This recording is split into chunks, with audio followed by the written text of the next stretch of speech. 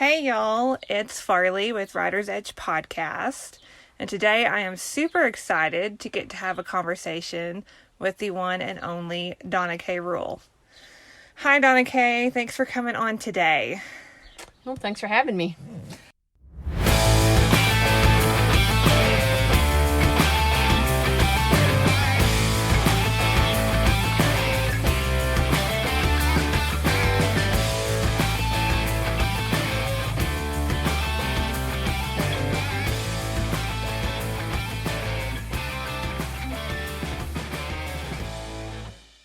So, you're out here on the road, in the middle of the summer run, and I just thought we'd take a little bit of time and have a conversation about things we like to talk about. So let's start off with kind of talking about physical fitness of the rider and kind of your viewpoints and how you deal with that fitness side of riding and competing and running barrels. Well, probably the most important thing to me is to eat right, and it's really difficult on the road. My snacks include the best that I can buy at the places that I stop. I know that in the past I've had some trouble with losing weight because a lot of times there's not much to eat at the gas station stops. But you can pick out more whole grain type things. They all have fruit now. Opts for water instead of pop, that sort of thing. Probably one of the big things that I've changed. Getting out and walking. Don't just be, sedentary in your truck, and don't forget to get out and walk occasionally. And when you stop, make a trip around the trailer while you're fueling up. Some things like that. When you're in the truck for 9 hours, that'll kind of loosen you off and get you revived and head you back down the road. I love that because it's just simple stuff. It's not even crazy. It's just getting out, moving, even when you stop and get your horse out. Because we always concentrate on getting them out and keep making sure they're okay, but we often forget about making sure we're okay and moving too. Yeah, that's real important. Stand up straight and walk out there and walk with purpose. Stretch a little bit. You don't have to be, on a yoga mat to do that. It's just a matter of moving and stretching and. Don't forget to stand up straight. I think we're tired, we're cold, and we're crunched over. Stand up straight, stretch your shoulders back, and walk with purpose while you're there is a good idea. I love it. So, along with making sure we eat right and move and keep everything going, there's a lot of mental game to being out on the road. And so let's talk about that a little bit, about mental game and how you deal with things like that. Gosh, that's a double-edged sword. We're human, so we often listen to others and fret about things they say and fret about what we did or did not do. My simplification of the whole thing is Monday through Friday I be as correct in horsemanship as I possibly can, feel my horse, connect with my horse, understand what he likes and needs, and train with that in mind. And hopefully Saturday and Sunday takes care of themselves. If it doesn't go well, then Monday through Friday we work again. And my favorite comment is the best thing we can have as a horseman or a competitor is a crummy memory. If it's bad, let it go. Start back over Monday morning. Mm-hmm. Absolutely. How do you, and I think that's great, and I think that helps with the longevity of staying in the game and keeping your horses together for the long run. Oh, yeah, for sure. Because we get so fluffed about things, sometimes we want to, override or overcorrect or over whatever.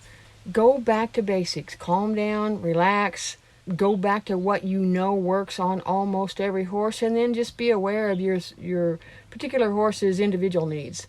If he needs more correction, more collection, whatever, that's what you do for him. Or if he needs to be left alone and on a loose rein and calm down, that's what you do for that guy. Absolutely. So, along with your weekly game plan, how do you prepare for each run when you are at the rodeo?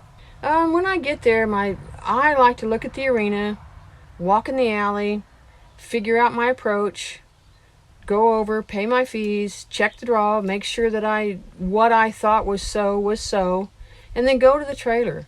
And I'll walk around my horse and brush him and look for anything that is out of place, or whatever's not normal I need to know. I worry about my saddle, look at my equipment, brush him, clean feet, just get my head together and think about my run. So super simple, just kind of keep it simple, mind in the middle, focus on what you need to do. Well, and that's the truth. The keep it simple thing is difficult. The hardest thing we can do is nothing. Mm-hmm. People say, well, don't do that when you make a run. Don't lift, don't kick, don't whatever.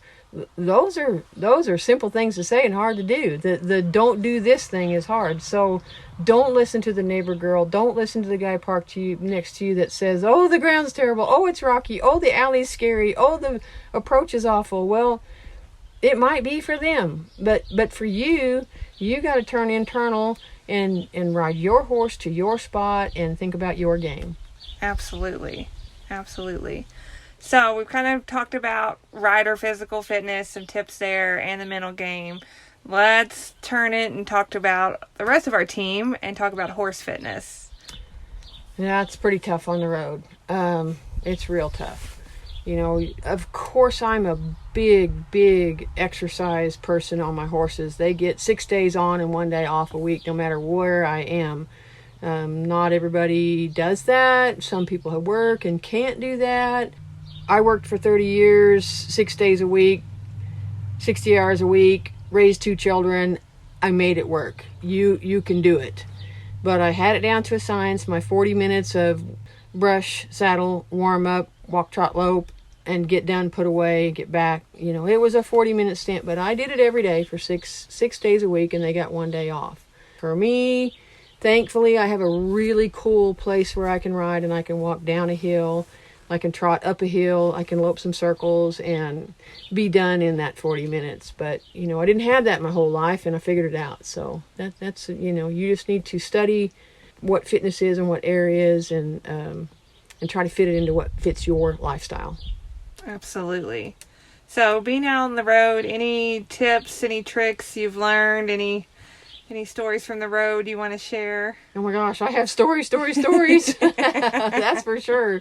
The tip is always have water, always have snacks, always have water for your horse. Be aware of your surroundings. If you need to pull off, make sure you are well off the road.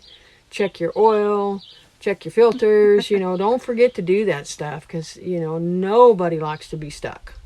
Absolutely. So speaking of being on the road, is there anybody that helps you get down the road that you would like to talk about? Well, I'm in great appreciation for Cool Speed Feed. They came to me several years ago with a new feed, and I was not one of those Flavor of the Month girls, and they convinced me to try it on the horse that I knew had ulcers, and we tried it because it was something that would help with ulcers, and really did. And so now everything I run is on Cool Speed Feed, so I'm very, very appreciative of them. They're out of Mansfield, Oklahoma, and you can look them up online. 5 Star Pads has come on for me. I love their pads. They're a wool pad that wicks moisture, and they have a variety of thicknesses to fit your saddle, your horse combination, and they also have some really pretty designs. So it's not just a plain old ugly thing. You can kind of be fashionable as well. Mm-hmm. Deanna Harrison essential oils, some of that stuff has really made a difference for us, and she's also on Facebook. EquiResp. I wasn't a Flavor of the Month girl, and Tonda came to me and asked me if I'd try it, and I am a believer in that. It has really helped Valor give me that extra step or two, so I'm very, very appreciative of them. And of course, Farley Swaggart, encouraging me, and all of my friends, and definitely, without a doubt, my family, my husband standing behind me and telling me, go team, go. And Classic Equine, provides me with splint boots and bell boots, and I'll tell you, I've tried others, and I won't name names, but there's not much that fits my horse's leg better than the Classic Equine splint boots and Classic products.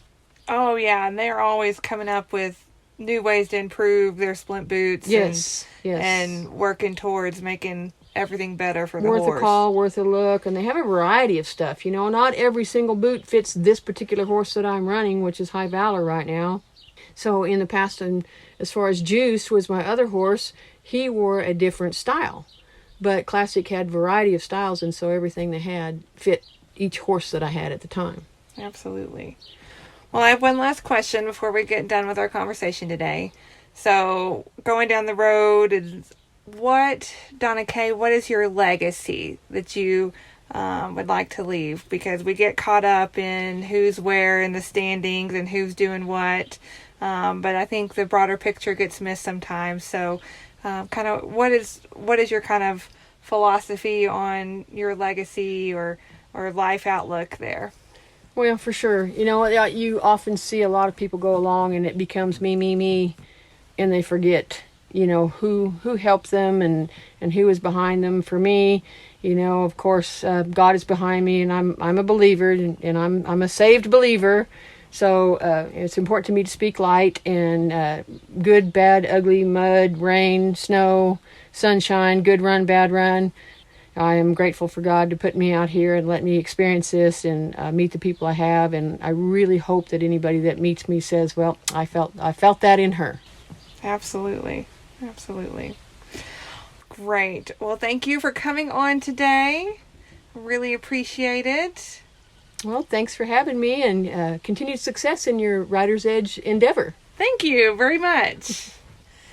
Thank you for listening to the Rider's Edge podcast today. We appreciate your time and attention.